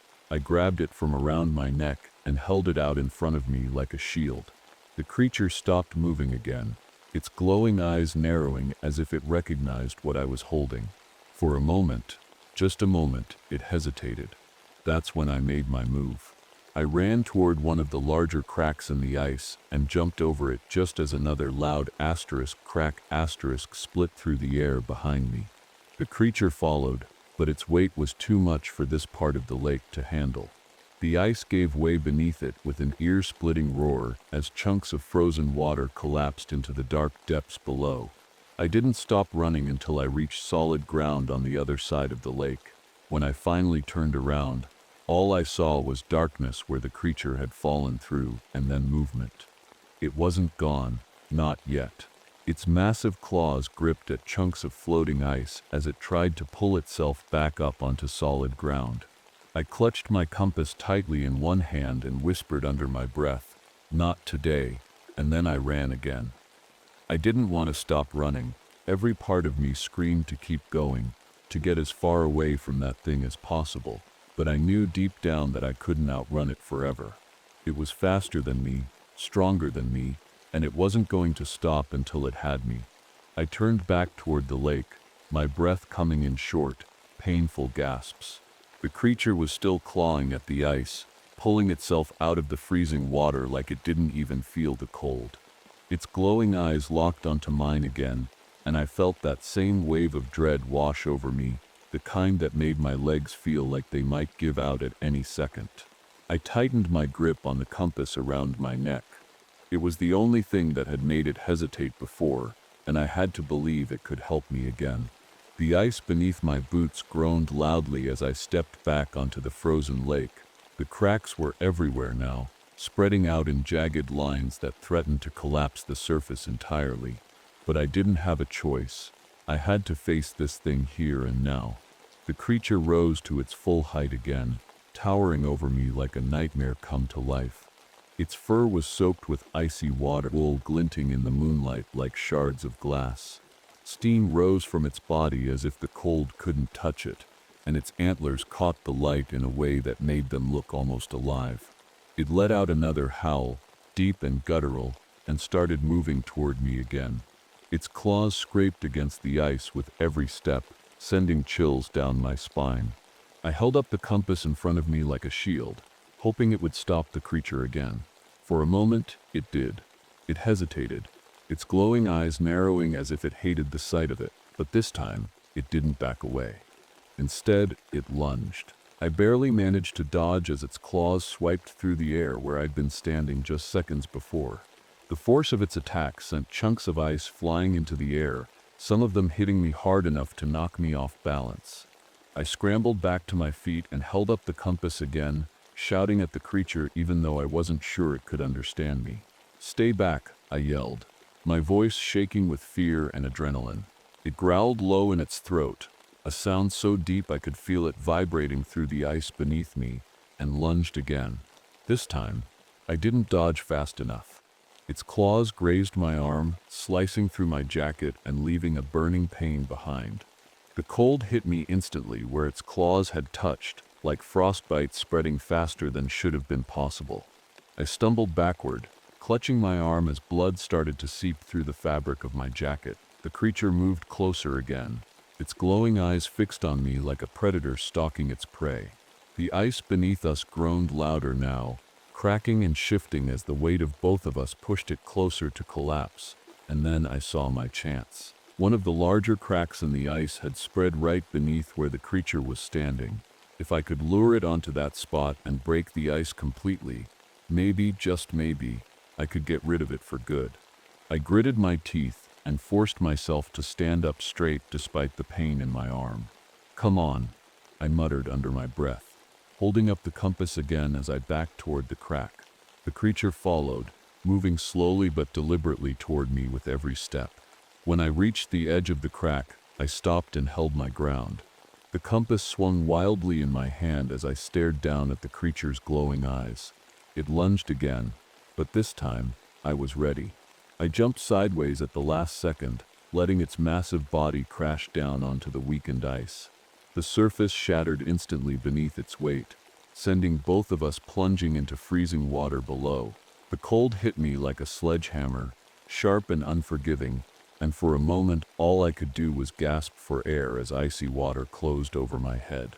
I kicked hard against the water, fighting to get back to the surface even as my muscles screamed in protest from the cold. When I finally broke through into open air again, I saw chunks of ice floating around me, and no sign of the creature anywhere. For a moment, I thought maybe it was gone, that maybe I'd finally escaped. But then came another sound, a roar echoing up from beneath the water. It wasn't dead. Not yet. I grabbed onto one of the larger chunks of floating ice and pulled myself up onto it just as one of its massive claws broke through nearby. It was still trying to get out, and if it did, I knew there wouldn't be any escaping this time. My hands were numb now, almost useless, but somehow I managed to pull off my compass and hold it tightly in one hand. When its head broke through next, those glowing eyes staring straight at me, I didn't hesitate.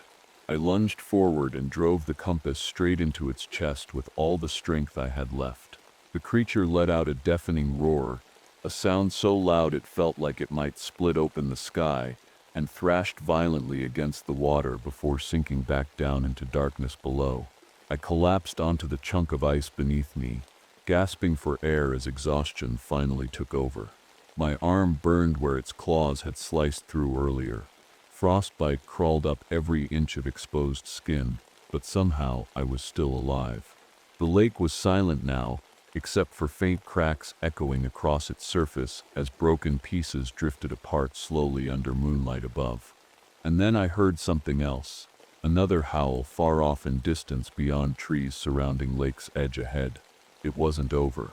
Not yet, but for now, I'd survived long enough to tell Stormy another day ahead. My body felt like it was shutting down. Every breath I took burned in my chest, and my arms and legs were so numb they barely felt like they were mine anymore. I lay there on the frozen shore of the lake, staring up at the night sky, trying to convince myself that it was over, that I had survived. But deep down, I wasn't sure. The forest around me was eerily silent now. No wind, no howls, no footsteps, just the faint creaking of the ice as it shifted and settled. My mind kept replaying the moment I plunged the compass into that thing's chest, its roar echoing in my ears like a bad dream I couldn't wake up from. I forced myself to sit up, biting back a groan as pain shot through my shoulder and arm. My jacket was torn where its claws had raked across me, and blood had frozen into the fabric. The frostbite on my fingers was worse now. My gloves were stiff with ice, and I couldn't feel anything past my knuckles. I looked out over the lake, half expecting to see it crawling back out of the water, but there was nothing, just broken chunks of ice floating on the surface, reflecting the pale light of the moon. Still, I couldn't shake the feeling that it wasn't really gone, that it was still out there somewhere, watching me. I didn't have time to think about it. If I stayed here any longer, I wasn't going to make it. The cold was eating away at me faster than I'd ever imagined possible. My only chance was to get back to the fire tower, or at least far enough to signal for help. I stumbled to my feet, clutching my compass tightly in one hand. It felt warm against my skin now, almost like it was alive. I didn't understand why or how it had worked against that creature, but I wasn't about to let go of it. The trek back through the forest was a blur. My vision kept swimming in and out of focus, and every step felt heavier than the last. The snow seemed deeper now, pulling at my boots like quicksand. The trees loomed over me, their branches creaking in the cold, as if they were whispering secrets to each other. At one point, I thought I heard footsteps behind me again, soft and distant, but when I turned around, there was nothing there, just shadows shifting between the trees. By the time I reached the base of the fire tower, I could barely stand. My legs gave out as soon as I hit the first step of the ladder, and for a moment, I thought about just staying there, letting sleep take over and hoping someone would find me before it was too late. But then I thought about Mark, about how he'd never given up, even when things seemed impossible. His voice echoed in my head, "But keep going, Sarah. You can do this." I gritted my teeth and forced myself up one step at a time until I finally reached the top of the tower. The door creaked open under my weight as I stumbled inside and collapsed onto the floor. The radio crackled faintly in the corner, static mixed with garbled voices that didn't make sense. My fingers fumbled with the controls as I tried to send out a distress call. "This is Ranger Sarah, Connor," I said hoarsely into the mic. "I need assistance. Injured. Coordinates." My voice trailed off as exhaustion finally overtook me. When I woke up again, it was daylight. Warm sunlight streamed through the windows of the fire tower, melting some of the frost that had built up overnight. For a moment, I thought maybe it had all been a nightmare, that none of it had been real. But then I saw my torn jacket lying on the floor beside me, stained with blood and ice. And then came the sound of helicopter blades cutting through the air outside. 2 Bear Air Rescue had found me. They bundled me into a stretcher and loaded me onto their helicopter without asking too many questions, just enough to make sure I was still conscious and breathing. As we lifted off into the sky, I looked down at Glacier National Park below us, the endless expanse of snow-covered peaks and shadowy forests stretching out in every direction. It looked peaceful from up here, beautiful even, but I knew better now. The doctors said it was a miracle that I survived. Severe frostbite on both hands and feet meant months of recovery ahead and maybe permanent damage, but at least I was alive. When they asked what happened out there in the park that night, well, let's just say I didn't tell them everything. Some things are better left unsaid.